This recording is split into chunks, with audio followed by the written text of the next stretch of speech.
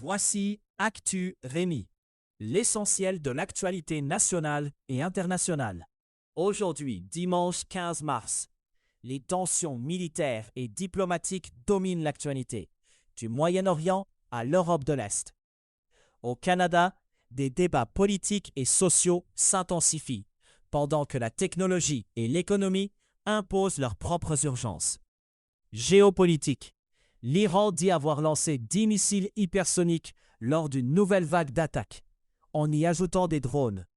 Les gardiens de la Révolution parlent d'une 53e vague de l'opération baptisée Operation True Promise 4.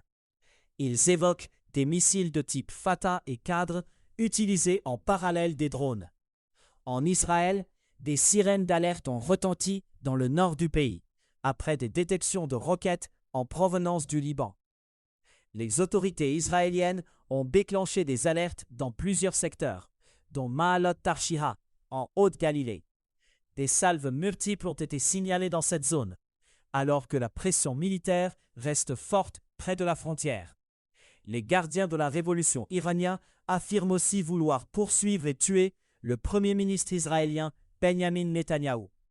Du côté américain, Donald Trump dit ne pas être prêt à accepter un accord pour mettre fin à la guerre avec l'Iran. Il juge que les conditions ne sont pas encore assez bonnes et refuse de préciser ce qu'il exigerait.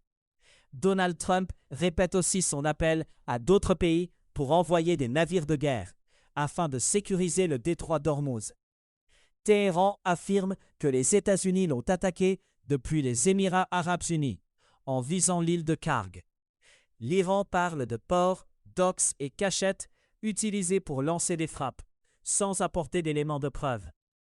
Karg abrite le principal terminal lié aux exportations de pétrole iranien, et l'île est décrite comme vitale au réseau pétrolier. Au Liban, une base de maintien de la paix des Nations Unies a essuyé des tirs près du village de May el-Jabal.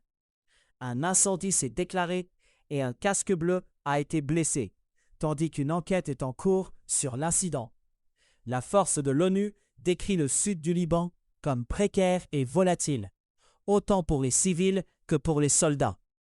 En Irak, l'ambassade des États-Unis à Bagdad demande de nouveau aux Américains de quitter le pays immédiatement. Dans le même temps, Donald Trump affirme sur Truth Social que les États-Unis ont détruit 100% de la capacité militaire iranienne. En Ukraine, une frappe russe dans la région de Kiev a fait 4 morts et 15 blessés. Ces frappes surviennent alors que des discussions sur un cessez-le-feu sont à l'arrêt. Les États-Unis ont mis sur pause les pourparlers en raison de la guerre liée à l'Iran. En Asie de l'Est, la Corée du Nord a tiré environ 10 missiles balistiques vers la mer de l'Est. Séoul présente ces tirs comme une démonstration de force en réaction à un exercice militaire conjoint des États-Unis et de la Corée du Sud. À Cuba, 5 personnes ont été arrêtées après une action rare contre un bureau local du Parti communiste. À Moro, à un peu plus de 500 km à l'est de La Havane, des protestataires ont pénétré dans un bureau provincial. Des ordinateurs et du mobilier ont été incendiés, et l'action a aussi touché une pharmacie et un autre commerce. Les autorités cubaines décrivent une manifestation d'abord pacifique, puis dégénérée en vandalisme. Canada. La coalition Avenir Québec se prépare à choisir sa prochaine chef ou son prochain chef. 12 avril. Les membres devront trancher entre Christine Fréchette et Bernard Dréville. La course s'organise autour d'un message paradoxal qui vise à promettre à la fois continuité et changement. À Montréal, la mort de Chung-Woo Kim, tué dans un dépanneur, relance la pression pour revoir la loi P38. Des associations de victimes et des professionnels en santé mentale parlent d'échec après des signaux d'alarme ignorés. Leur demande à Québec est directe, avec un objectif de prévention plus précoce des situations à haut risque. Ils veulent permettre aux policiers d'intervenir dès qu'un individu présente un risque de préjudice sérieux. Au Québec, la croissance des centres de données soulève des tensions concrètes sur l'eau, l'électricité et le voisinage. Ces installations consomment beaucoup d'eau et d'énergie, et leurs voisins dénoncent un bruit sourd persistant. Des chercheurs tentent de mieux prévoir les problèmes associés et de trouver des façons de les réduire. Hydro-Québec envisage d'alimenter des centres de données, un choix vu comme attirant pour les pouvoirs publics. Des centres d'éducation populaire disent rester dans l'impasse financière et interpellent le gouvernement du Québec. Des organismes réclament un financement pour absorber des hausses de loyer qu'ils disent ne plus pouvoir assumer. Science. L'intelligence artificielle prend de l'ampleur dans l'écosystème olympique et paralympique en vue des Jeux de Milan-Cortina. Des usages se structurent autour de plusieurs rôles, dont celui d'entraîneur, de monteur et même d'artiste. Le rôle d'entraîneur renvoie à l'assistance à la préparation, avec des outils qui soutiennent l'analyse et le suivi. Le rôle de monteur décrit l'aide à la production, notamment pour organiser et accélérer des montages et des séquences. Le rôle d'artiste vise des contenus créatifs, où l'IA sert d'outil pour concevoir ou transformer des éléments visuels et sonores. Cette progression pose un enjeu pratique pour l'encadrement, car les usages se multiplient dans des environnements très réglementés. La question de la reproduction humaine dans l'espace reste un tabou, mais elle soulève des contraintes biologiques et techniques. Le sujet est formulé simplement. Des humains peuvent-ils réellement se reproduire dans l'espace? Le fait même que la question demeure taboue montre un déficit de discussion ouverte, malgré l'intérêt pour les missions longues. Les obstacles ne sont pas seulement sociaux, car l'environnement spatial impose des conditions très différentes de celles de la Terre. Le thème met en jeu la santé, l'éthique et la faisabilité, au-delà de la simple curiosité scientifique. Le débat reste limité, alors que l'exploration habitée progresse et pousse à envisager des séjours plus prolongés. Climat monde. Des élections locales servent de test politique avec un regard tourné vers la prochaine présidentielle.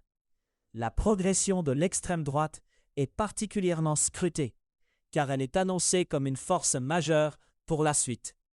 Le scrutin concerne des maires et des conseils municipaux, dans plus de 35 000 communes. La course à la mairie de Paris attire une attention particulière, car elle cristallise des enjeux nationaux et symboliques. Le vote se déroule en 2 tours, organisés sur 2 dimanches consécutifs, avec un second tour fixé au 22 mars. Les dynamiques restent difficiles à lire rapidement, car des enjeux très locaux et des personnalités pèsent lourd dans plusieurs villes. En Italie, le gouvernement explore un retour au nucléaire, 4 décennies après l'abandon de cette option. La réorientation est présentée comme centrale dans le plan de Giorgia Meloni, face à des prix de l'énergie parmi les plus élevés d'Europe. L'objectif affiché est de contenir les coûts, dans un contexte où la facture énergétique est devenue un enjeu politique majeur. Au Mexique, la semaine du 9 mars est marquée par une défaite législative pour Claudia Sheinbaum au Congrès. Des tensions apparaissent entre alliés au Parlement, alors que d'autres frictions ont aussi émergé dans le contexte d'un aéroport. Sur le plan de la sécurité, une nouvelle cartographie du crime est évoquée, au-delà des acronymes et des groupes. L'actualité fait aussi état d'une intensification d'opérations contre le crime, avec une attention constante des États-Unis. En Allemagne, le philosophe Jürgen Habermas est mort à 96 ans. Il était reconnu pour ses travaux sur la communication, la rationalité et la sociologie. En Allemagne, il occupait une place d'intellectuel de premier plan, avec une influence internationale durable. Économie.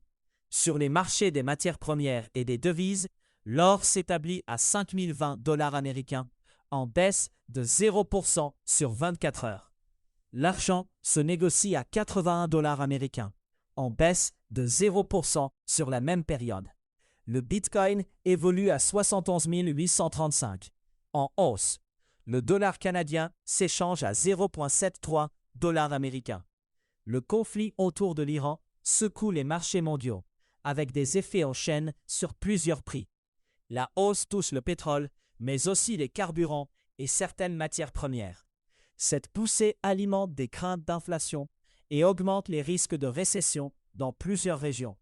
Des journalistes basés en Europe, en Asie et en Russie décrivent des répercussions qui s'additionnent au fil des jours. En Australie, le ministre des Finances Jim Chalmers prévient qu'il n'y a pas de récession, mais que la pression sur le coût de la vie va monter.